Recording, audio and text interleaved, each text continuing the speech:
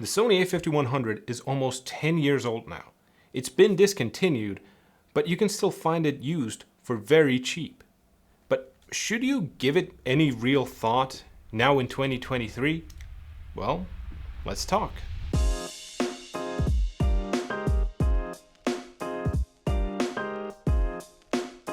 So let's start with the specs of it all. The body of the camera is just pure plastic everywhere. But it is a incredibly small little thing. Just 11 centimeters by 6.3 centimeters by 3.6 centimeters. And weighing at 283 grams, that's about the weight of a slightly bigger smartphone. In terms of buttons, the camera does have a shutter button, a power switch, and a zoom rocker at the top. Underneath those, there is a dedicated movie record button.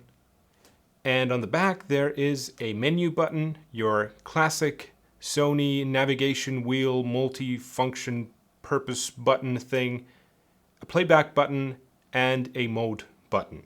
On the left side of the body, there's also a mechanical switch for the built-in camera flash. On the left side of the body is where all the connectivity for the camera is.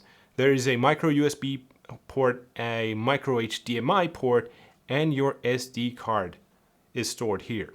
On the bottom is where the battery of the camera is housed. It is an NP-FW50, so the classic Sony, small Sony battery. And with this camera, it is rated for 400 shots. And in terms of video, well, you're not gonna have to worry about battery life, but I'll get into that more in a second. On the front is the true beauty of this camera. Even though it is very old, it uses the Sony E-mount system. So you can fit any modern Sony E or Sony FE lens on this thing. Though you do want to notice that most of the lenses that you can get are probably bigger than the camera itself. But the beauty of that is that if you get this camera and you get lenses for it, you will most likely be able to use them in whatever Sony camera you might upgrade to afterwards. Behind that lens is a 24 megapixel APS-C CMOS sensor, and it's backed up by a Bionz X imaging processor. Now the sensor is old, it's not the best in the world, but it gets its job done, and it does take some decent quality photos in good conditions. Now the screen of the camera is the flip up type, so you can see yourself while you're recording. But you won't have to worry about that screen being blocked by anything, since there is absolutely no shoe mounts on the camera itself. In terms of the built-in microphone, this is pretty much what it sounds like. So it is a bit rough. Not particularly a vlogger's camera. But then again, mounting a microphone on this camera wouldn't do anything anyway because there is no microphone port nor a headphone port. In terms of the screen, the 3-inch flip-up screen is decent enough quality that you will be able to see what you're doing. It does have zebras, it does have focus peaking. So, well, okay, manual focus assist, basically the same thing anyway. But on top of that, it is also a touchscreen. But this is one of those older Sony touchscreens, so that means that you can use it you can use it as a shutter, or you can use it to focus, but you can't adjust any settings, nor does it work in the menus. So just those two functionalities. In terms of focus, it is completely fine for the price. There is face tracking, and it is a hybrid system where it uses both face detect and contrast detect when you're shooting photos. When you swap over to video, it only uses contrast detect, or drops the face detect.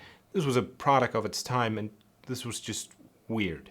But as long as you have good lighting, that autofocus shouldn't really lose you.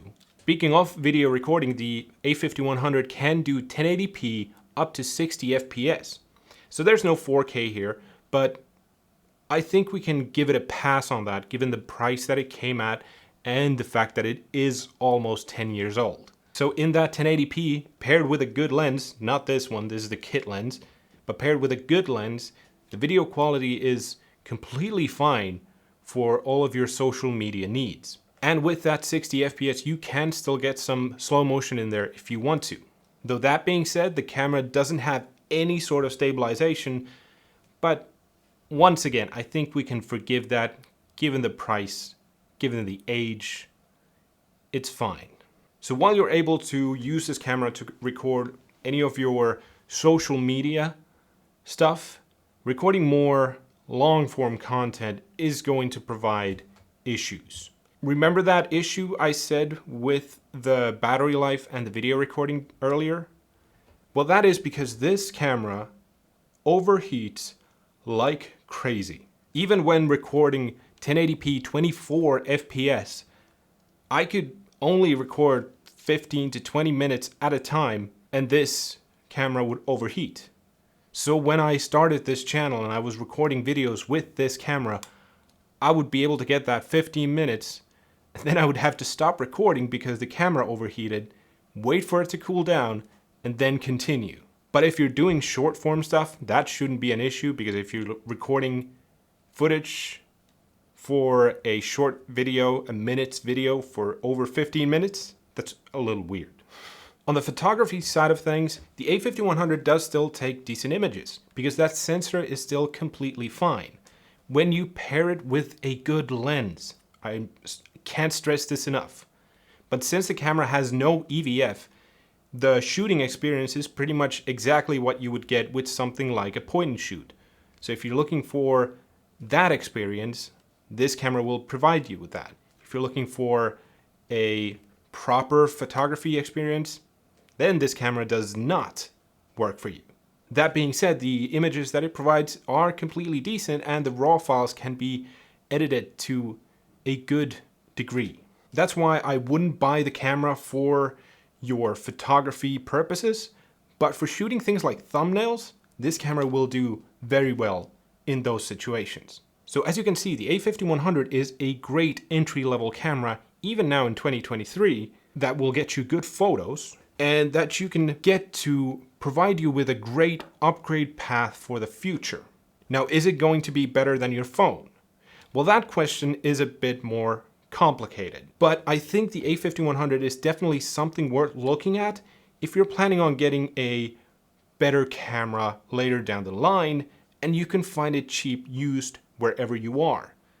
Of course, the availability of that depends on your region, so I can't really comment on that, but I myself got the camera for 250 euros, and that's 2 years ago. So, I don't know, maybe check it out. But that's all I got for you. Thank you so much for watching. If you have any questions about the a5100, leave it in the comments below, and I will see you all next time. Have a great rest of your week. Okay? Bye.